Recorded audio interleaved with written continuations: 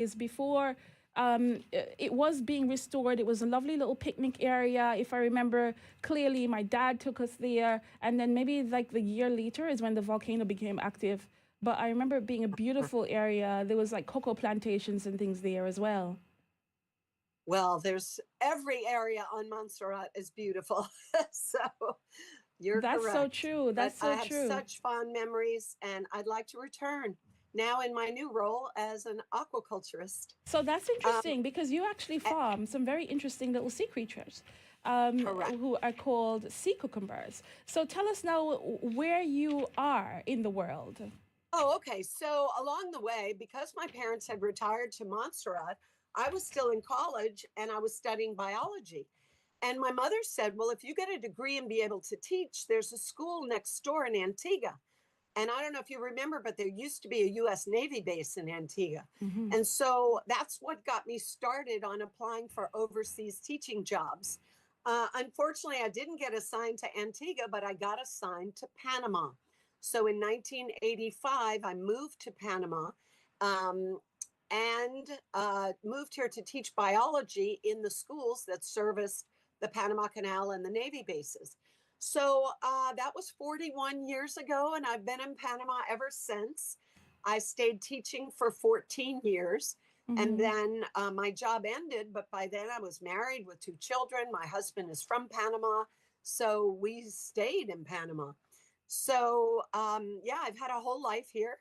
And then in 2018, because we own some coastal beach property on the Caribbean, Hmm. I'd always been talking about sea cucumbers because I'm a diver, a snorkeler, and I would always see a proliferation of sea cucumbers on the ocean floor. And so I told my husband, we really have to do something with these because they're endangered. In China, they eat them. They've been all fished out. We Hmm. are sitting on a healthy population because of our geographic location and also the big fishing boats that drag the bottom of the ocean floor were not able to get to our area. Hmm. And so it turns out we're sitting on the healthiest population of native sea cucumbers in the Americas. So in 2018, I, with a business partner, went down the road to open a company with the intention of, in the future, producing them in captivity, repopulating the ocean floor, and then commercializing the excess by freeze drying them, vacuum sealing them, and then selling them primarily in Asia. So we've started in 2018. 2023, we proved the concept of how to spawn in captivity, how to larval rear, protect them from their native predators and parasites when they're in their juvenile and larval stages. We proved the Yeah, I'm going science. into this next. We proved the science of feeding the larvae and the juveniles. And then once they grow their calcium carbonate spicules to be able to be released back on the ocean floor and feed themselves, remember they're filter feeders, so they don't need additional feed. Then we release them on the ocean floor and then harvest them back at 18 months for the processing and the packaging and that type of thing. Okay, so I So want people to begin to understand this journey and of the sea cucumber. So we're getting a little bit into technical science, and I think this is a really good time to perhaps show folks some pictures if they are watching on Facebook, and to also segue into your presentation, which I think would be very interesting for perfect, folks to see. So perfect. this is the first time that we're doing this on Facebook, trying to actually link to a live presentation. So tell me if you're seeing the screen, because I want to go onto your first page of this presentation, sea cucumbers and why we love them. Because I don't know how many people on Montserrat see them. I pay attention to these brown sea cucumbers, but sea cucumbers come in different colors, different sizes, and all of this jazz. So I want you to take us through, all the magic of your story, and people can actually follow live on Facebook to see some photos and your journey and team. So go ahead, over to you, Rosalind.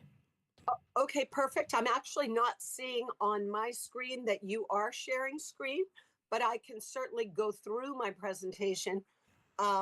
Okay, well, I'm on the first page, so I'll just go next page, and you'll follow that way. Is that good? And you're not able to push share screen onto the Zoom? Yeah, it should be. It says that we are screen sharing, so it should be working from your end. Oh, okay, got it now. Are you able to see it It now? says ZJB has started sharing screen. Perfect. Good, Okay, good, good, good. so sea cucumbers, why we love them. Is that the one you're seeing? Yes, go Perfect. ahead. Okay, so that's a picture of me. I'm actually from Louisiana originally, which was another funny thing because there wasn't really much of a connection other than my parents between Louisiana and Montserrat. Most of the people who lived there were either British or Canadian. So, as I told you, I studied secondary science education, majored in biology with a minor in chemistry, and then did a fifth year to be able to teach in the schools. And I moved to Panama to teach biology and chemistry in the schools. This picture is me at our beach house, also on the Caribbean coast of Panama, near the historic town of Portobello. And this is the bay where I've been seeing sea cucumbers for 40 years.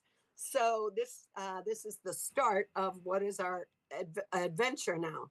You can Mm-hmm. move to the next slide. What are sea cucumbers? Well, it's a terrible name for an animal. In the field, we like to call them holothuria because the sea cucumber, a lot of people just think it's a plant. And it's actually an animal. It's an animal related to a starfish, sand dollar, and sea urchin. It's in the same phylum as sand dollars and sea starfish. And the class is Holothuroidea, and our little animal, as not cute as it may look to you, it's called Holothuria mexicana or Floridiana. So this is a tropical Atlantic Caribbean species. And there are many, many species of sea cucumbers, but this one is our native species and the one that works really well for us in captivity. Okay, next slide. So this is me doing what I do best, collecting adult broodstock. So the way we have to do this, first we had to get a permit from the Panamanian government because sea cucumbers actually are protected by an international treaty under the United Nations Environmental Organization. So when we saw that that was the case, we asked the Panamanian government to allow us to have permits to be a research and development organization, which they gave us the permit to be able to do anything scientific with them in that interim while we were proving concept. So our first task, this was in 2020, we started most of our operation during the pandemic.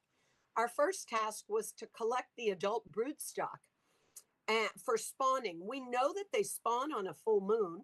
They're very sensitive to the tides and the pools of the ocean and things.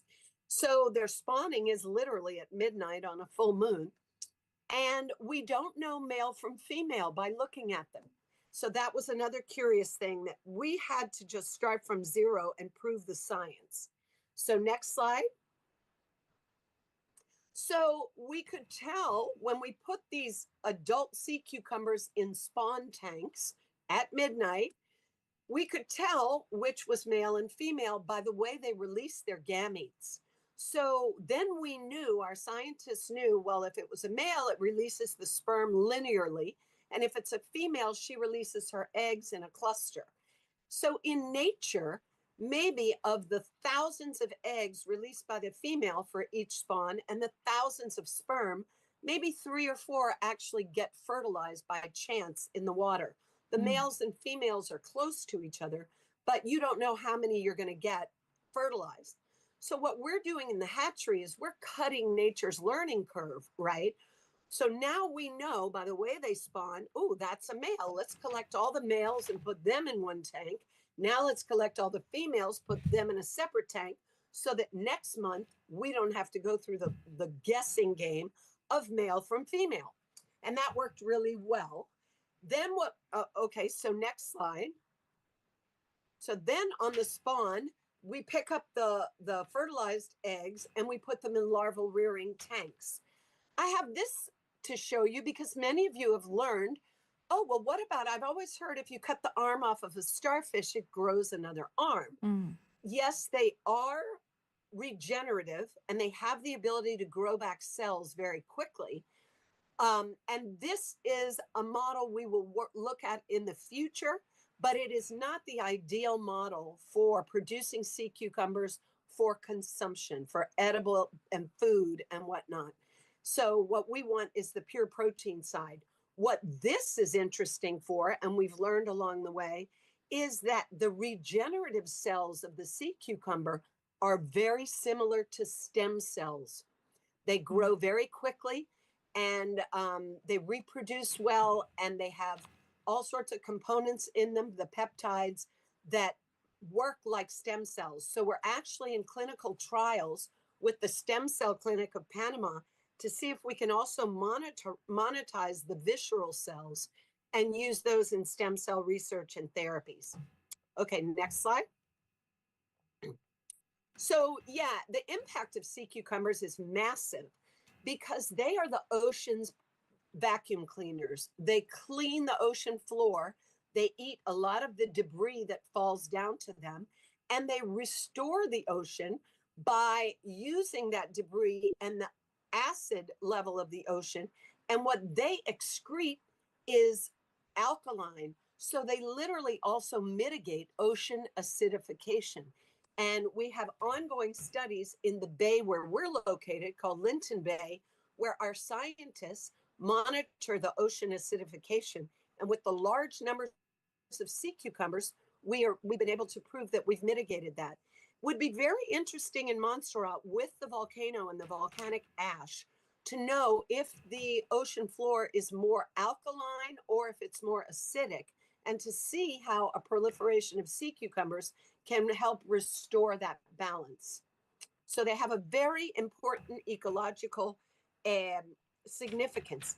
The other thing is, although in the adult stage, when they're sitting on the ocean floor, they have basically no predators or parasites, but their importance in the food chain is the gametes themselves. When the male and female get near each other and it's a full moon and they spawn, the amount of fish that are attracted to that to eat the gametes is incredible.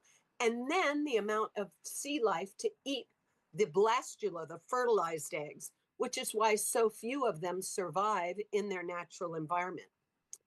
Okay, next slide. So economically, I've shared with you that it is the third most important seafood in Asia behind bluefin tuna and caviar.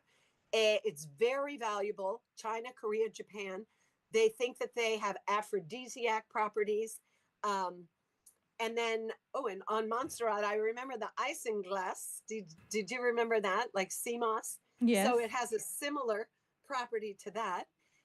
We can also dehydrate them and make clean protein powder, which is very appealing. Yes, it's an animal, so it's not going to be a vegan or vegetarian protein powder, but for an animal powder, and without having to deforest the natural rainforest, and it's a regenerative species, so we think that's a good fit. They also contain chondroitin, collagen, glucosamine, and their spicules can be monetized because they're calcium carbonate. You can use those in nutraceuticals, pharmaceuticals, facial scrubs, and things like that. But the real hidden gem of the sea cucumber, it has a component called frondoside A. And if you Google frondoside A, the recent studies have shown that this compound mitigates the growth of cancer cells. So there are also some really interesting studies being done on the frondoside component in the sea cucumber that halts or slows down the growth of cancer. So the whole animal is extremely valuable. Next slide. And why are they scarce? Okay. So in the 80s and 90s, basically while nobody was looking, people who scuba dive would see them on the ocean floor, but you're not attracted to them like you are the beautiful anemones and the beautiful corals and the beautiful formations and colorful fish. The sea cucumber just looked kind of like lumps of poo on the ocean floor, which is how my kids describe them. So while nobody was looking, these Asian fishing boats primarily came into the Americas, and they went everywhere from British Columbia down to Chile and Nova Scotia down to Argentina, catching tuna and big game fish, right? But the crew on the boats could not eat those fish. They were very valuable. So when they would drag their nets closer into shore and pick up whatever was on the ocean floor, that's where they discovered sea cucumbers, octopus, and a few other things that would come up in the nets, and that they could eat. So that was a big part of what happened to the populations in the ocean. They were just harvested out while nobody was really looking. Next slide.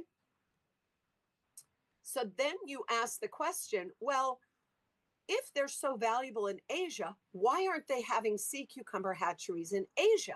Why are they looking to the Americas? That's a very good question. And that's where Panama comes in.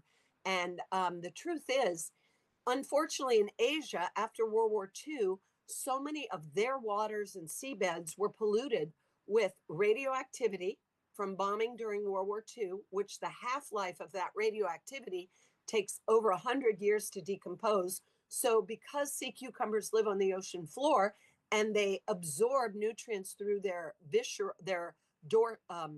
ventral wall, they can be radioactive still. And then the other thing is China, Korea, and Japan after World War II put so much of their emphasis on heavy industry. So factories located near the ocean discharge a lot of their waste. And so the sea cucumbers are not fit for human consumption. Although they may appear beautiful, they may be toxic to eat. So therefore, they don't have much of a commercial value. So our area, we've never had heavy industry, we've never had radiation, and we've never had toxic dumping in our oceans. And also the beauty of Panama, our species is less than 1 atmosphere. I can snorkel, as you saw in the picture, and pull them out of the ocean. Whereas, yes, they have them in Canada, they have them in Chile, Argentina, but you need to pay divers to go down because of the depths. So there are a few other advantages that make Panama the right place, right time, right product. And did I mention, because my parents were on Montserrat in '89 when Hurricane Hugo hit, and we all remember that, Panama is south of the hurricane path. So that's another big benefit, which I'll get to when we talk more about regional aquaculture, on why everybody should locate their aquaculture venture in Panama. Okay, next slide. So the world wakes up. Back in the 90s, everybody realized the oceans are acidifying, they're becoming warmer, corals are bleaching. Something is unhealthy in the balance of the ecosystem of oceans. What is it? And that's when the scientists realized, oh my goodness, the vacuum cleaners of the oceans have been fished out. That's the #1 level of health. So the United Nations put in a ban with the Food and Agriculture Organization to be able to do anything with sea cucumbers. That ban still exists today. But the beauty of what science we've proven, our cut and paste business model says, well, now let me take my show to Montserrat and let me teach people there. We've already done this similarly in the Bahamas and other places in the Caribbean through Caribbean aquaculture, where we've been able to say, we know the secret science. Let's get you back to a healthy population of sea cucumbers.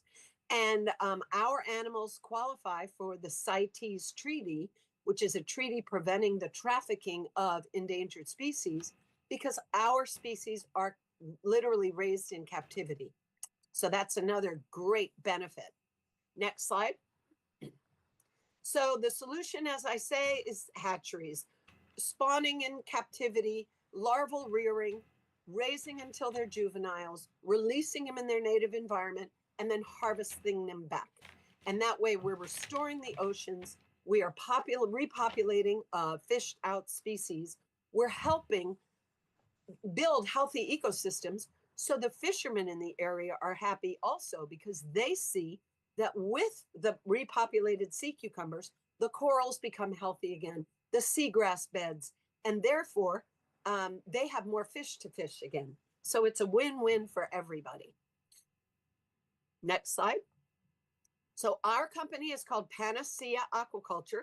And along the way, we've invented our own secret feed to feed the juveniles, which comes from 3 types of algae and diatoms that float on top of the ocean. That took us several years to actually go through the science. But our end goal, as you see here, is to create a shelf-stable product.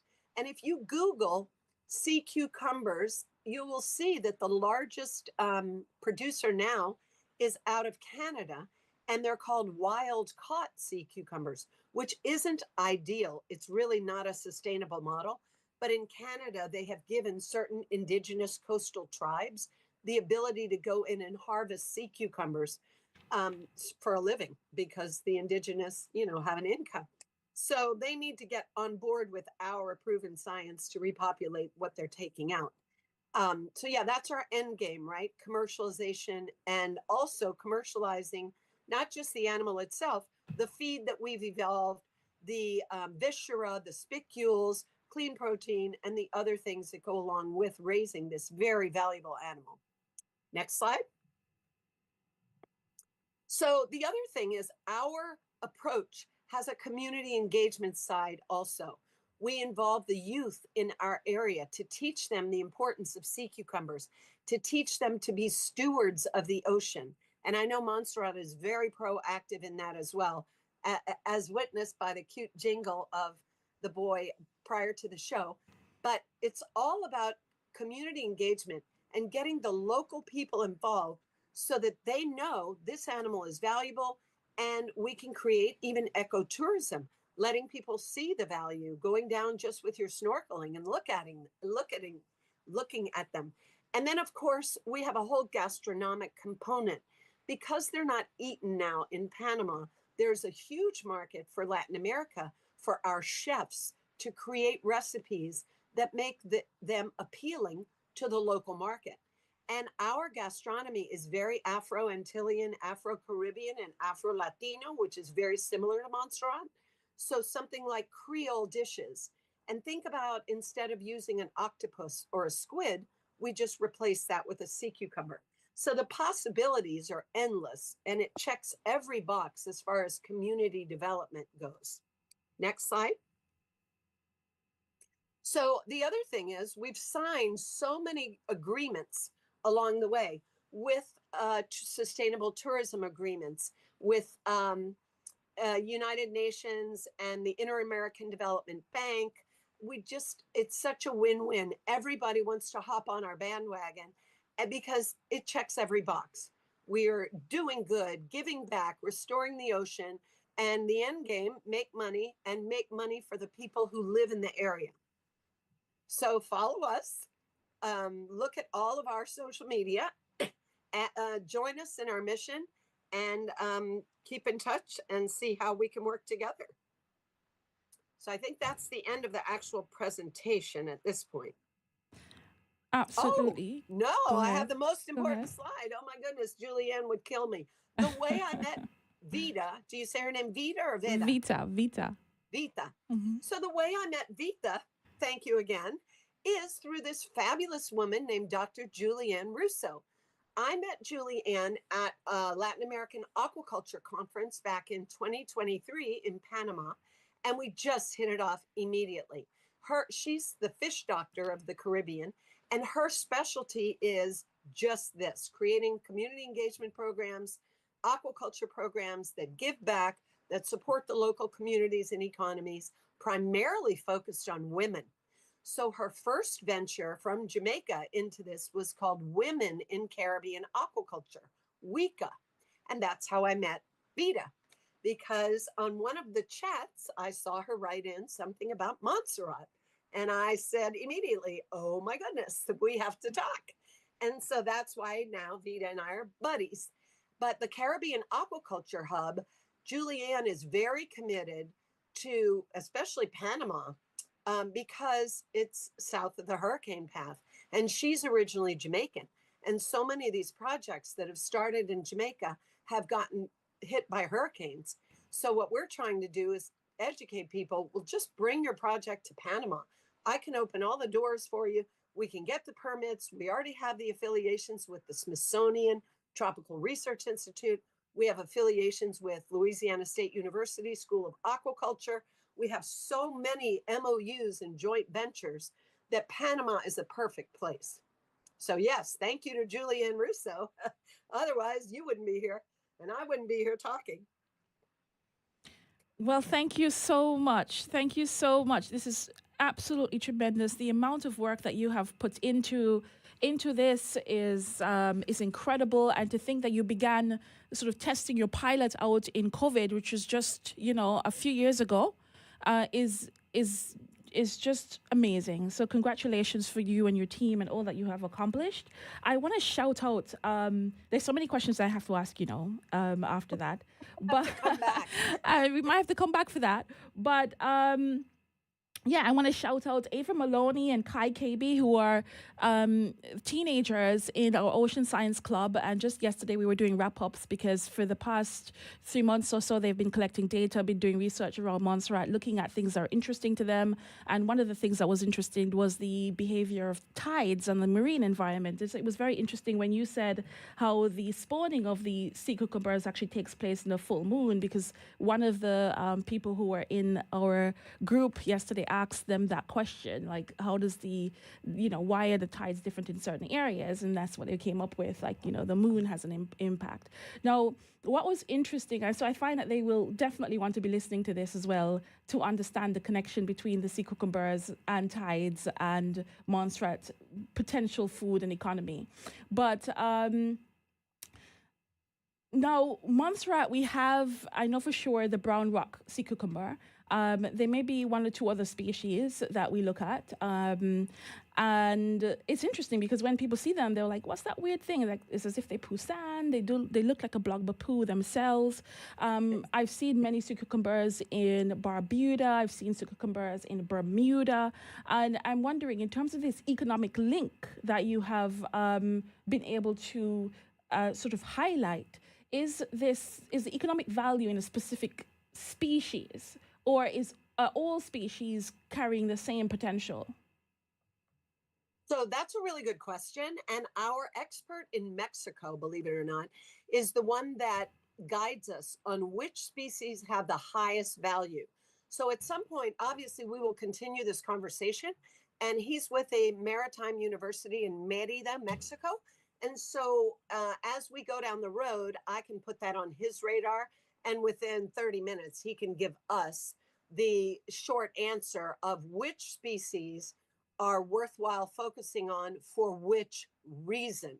Some are better as the ocean's cleaners and to revitalize coral reefs, and some are just really good for human consumption. So we have access to that information, and I can certainly, as we follow up, get that information to you.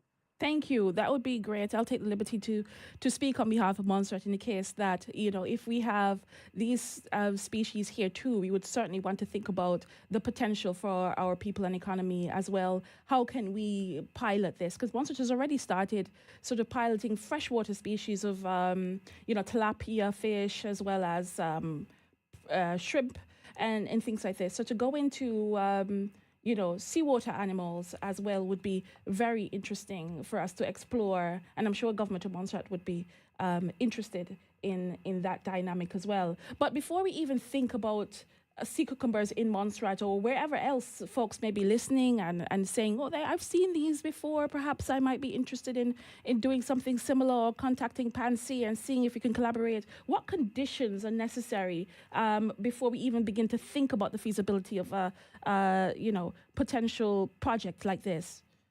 Farming sea cucumbers. Very good. So a few, you definitely need an environmental impact study.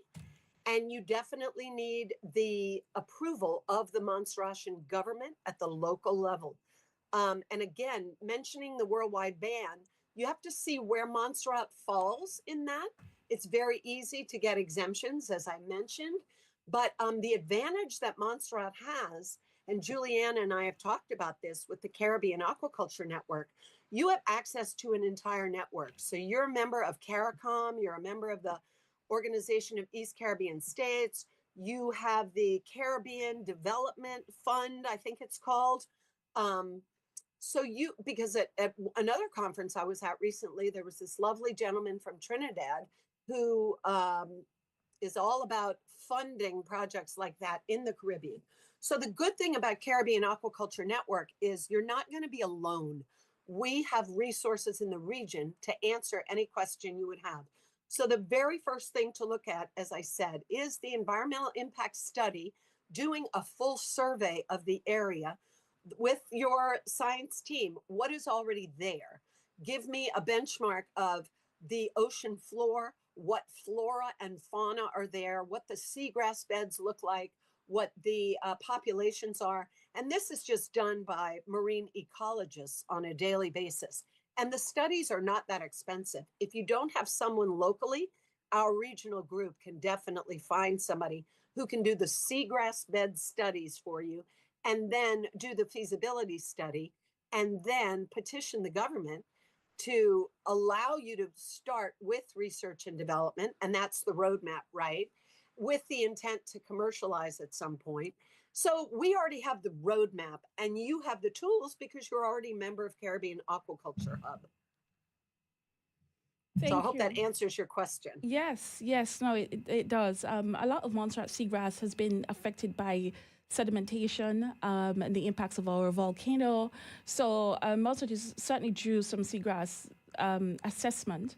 I know one of the areas that we monitor for sea turtle populations, the Old Road and Isles Bay. You would know this area because that's where you were hanging out with Danny Sweeney and crew. So there is the Bellam River, and the lahars come out of the right. Bellam River and wash into this beach, which has is important ecological value, but at the same time, the ash and sediment are burying the seagrass. So this needs to be looked at as well. As we all know, seagrass is one of our most valuable sort of carbon assets in our area. Now, well, that is very crucial. The whole plug-in of the blue economy is huge, and there is so much regional money out there to promote the blue economy. And you mentioned the sediment from the volcanic ash. Nature has an amazing way of rehabilitating itself after a natural disaster. So just the fact that scientists want to come in there and see how these ecosystems have evolved in the wake of the volcanic sediment, similar to what is done when there's an oil spill in an area. Remember, I'm from Louisiana, and we had that awful British petroleum oil spill years back. But what that did is it allowed opportunity for scientists to go in and do testing. And I'm sure you guys, I remember the whole Montserrat Volcanic Observatory. So I don't know if it had an ocean component as well, but you certainly are no strangers to scientists pouring in and researching grant money to do those studies. So that's actually a positive to you. yeah. Now, before we go on, and you've made a good sort of link to my next question, which is let's talk about the blue money. Like Dragon, Yeah. Terrence Jr. said, blue money, clean seas, and you have developed a project. You have started.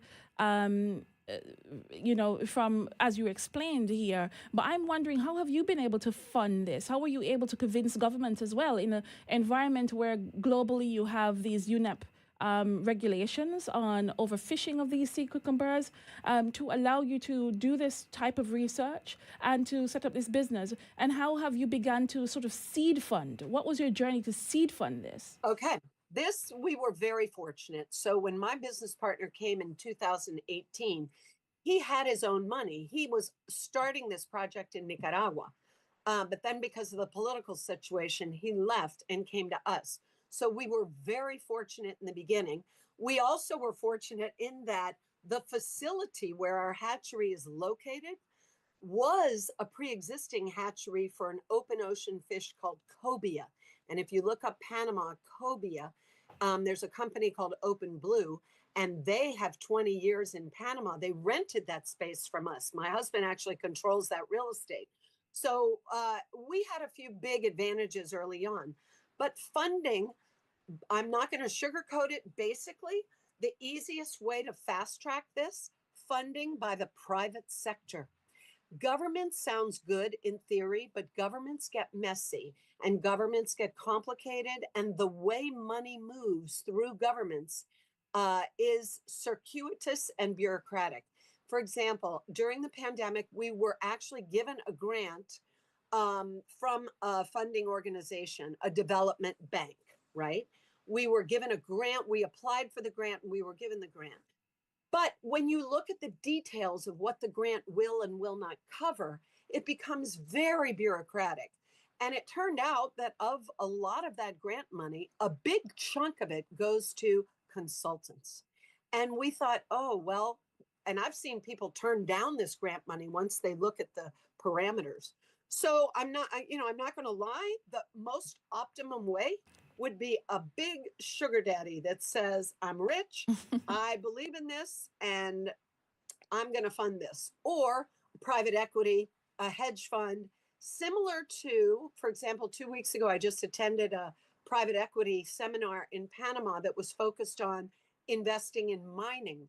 And I looked at that thinking there must be private equity firms that will invest in aquaculture ventures, whether it be algae or tilapia or sea cucumber. So those do exist. So the blue economy investment funds, personally, I think are the way to go. Then you go to corporations that need blue ocean credits, like big shipping companies. Or in the case of Montserrat, if you're going to restart the harbor, the port project, go to the main person who got the contract to build the deep water harbor and say, look, we want to put sea cucumbers in your concession because it will help you with your environmental impact study. And then you work it that way, where they become a partner with you. You provide them with the sea cucumbers for their concession, but then you get some of those sea cucumbers to raise for human consumption as well. And you don't have to pay for the over the water concession that they're paying a lot of money for the port. So there are a lot of creative financing ways that you can look at this. And once you go down that road, once you're in that world, they just start popping up, right? Mm. On LinkedIn, on all the professional chats. So the money is out there, but it's challenging to come by. And I don't know how nowadays bureaucratic Montserrat would be if you got a big grant from the Caribbean Development Bank that said, we believe in this. Is it easy to implement that money locally within the Montserratian government? If the answer is yes, then look at those development banks because they do have money. Mm. Yeah, thanks for sharing that. I'm also one of the things that came up when you were talking about finance and corporations. I'm not sure if you're familiar with La Mer. You know La Mer, the skincare company? Correct. Yeah, yeah. Are they one of your partners? Not yet, but for you all, it's a no-brainer. Volcanic ash from the ocean to make facial masks and scrubs. I hope you're doing that already.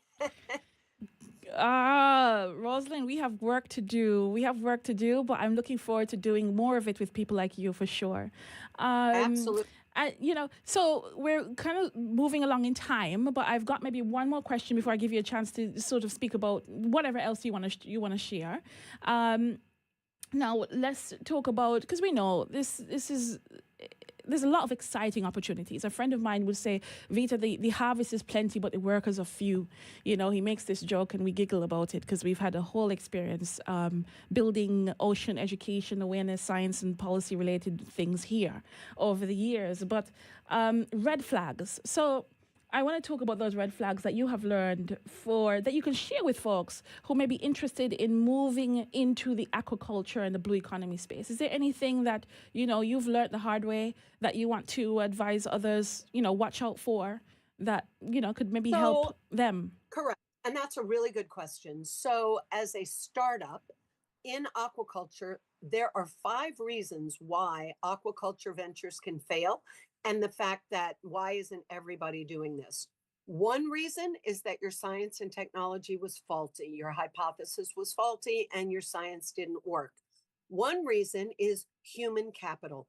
You don't have the right team, the CEO, the CFO, the CTO, the CSO, and the COO. And those are all uh, or people on your team that need to work together to make that happen. So if your science is faulty, your human resources are faulty. The third reason is you just run out of money. And unfortunately, oftentimes in aquaculture, you will run out of money if your team is not fiscally responsible. And that is a major, major flaw. So you have to be very careful when you pick your team. Another reason these ventures fail is force majeure. You have a volcano, you have a hurricane, you have an earthquake. Panama, we've pretty much mitigated that. And the fifth reason aquaculture ventures fail is government bureaucracy. We've seen it over and over in Asia, in the Maldives, in Malaysia, Singapore, Thailand. They get very close, and then the government shakes the sheets and pulls their permits because, unfortunately, someone at the local level thinks they're making millions of dollars, and that government person wants a piece of that action.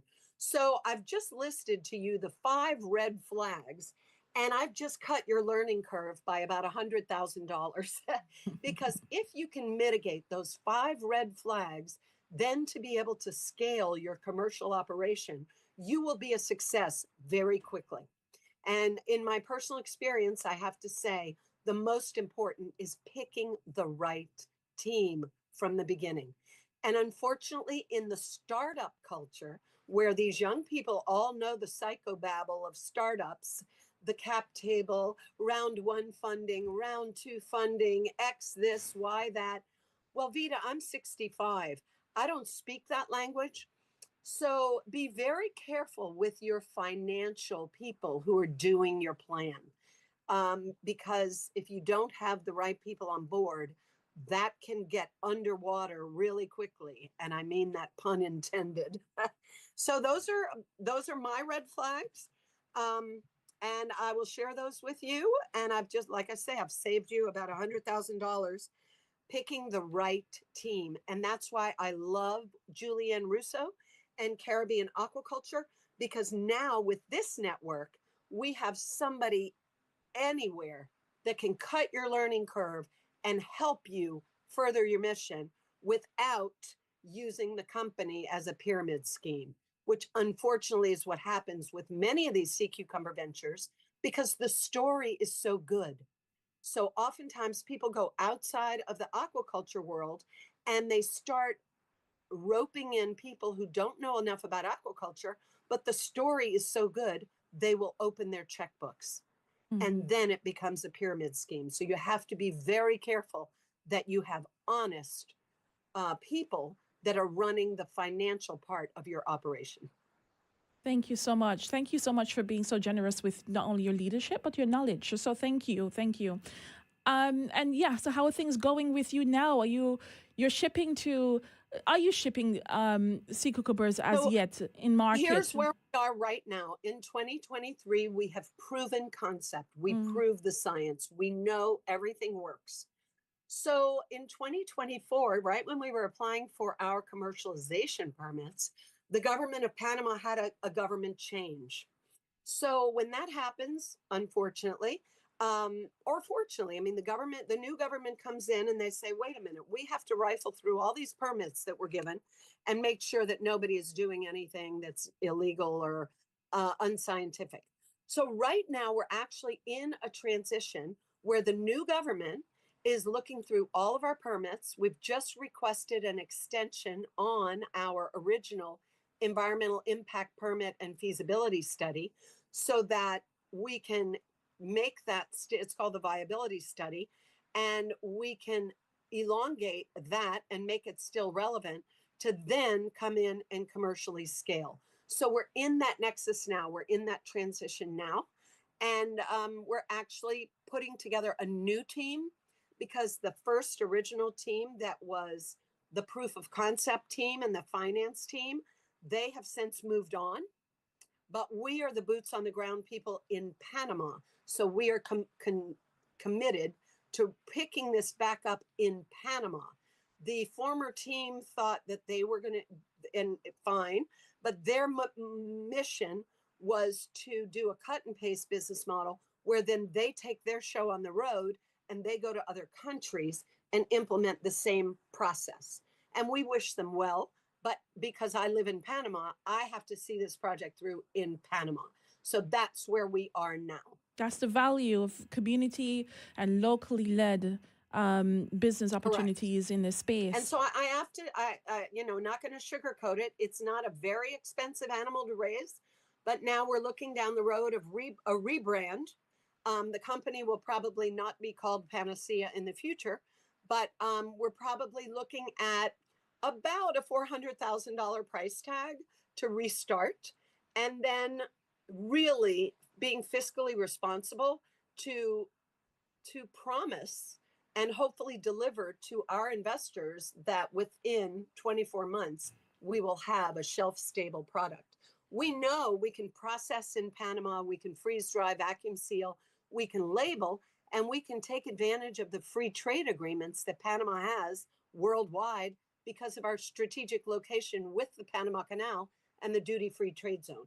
So it's just a question of getting all of those ingredients in place to really then restart, stop the pause button and push restart, and then make this a cash positive operation that's scalable. Okay. Well, thank you so much, Rosalind. It's been an absolute pleasure hearing from you. And we look forward to staying in touch and connecting again, maybe in a few months, maybe next year, and seeing how things are progressing. Until then, this is the Blue Zone, and I'll see you again in 2 weeks' time. Goodbye. Thank you. We must all be prudent and be all good students. You better listen what Veta say, or we won't be around one day. I hate it when I'm right. I wish I was wrong. If we don't learn lessons of the past, we won't be here long. Cause while we out there just littering, partying, and just having a ball, when the ocean